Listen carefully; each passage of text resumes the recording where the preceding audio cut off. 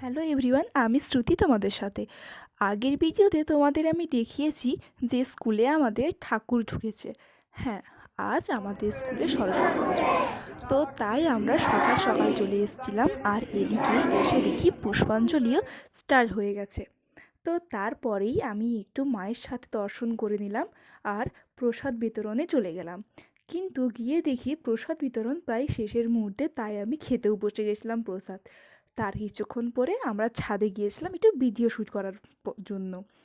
আর এদিকে video shoot করতে করতে ওদিকে দেখি খিচুড়ি দেওয়া শুরু হয়ে গেছে। তারপরেই আমরা পঞ্চপাণ্ডব বসে গেছি খিচুড়ি খেতে। যদিও এবছরের খিচুড়িটা আমরা দিচ্ছি না, এবছরের খিচুড়িটা ক্লাস 11 আর ক্লাস 9 আর এই যে আমাদের মলয় স্যার দিচ্ছে।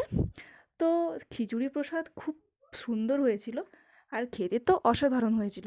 তারপরেই একটু ফটোশ্যুট করে স্যারদের সাথে আমরা সবাই বাড়ি চলে আসলাম। আর এই যে আমার আজকের লুক কেমন হয়েছে প্লিজ কমেন্টে জানিও।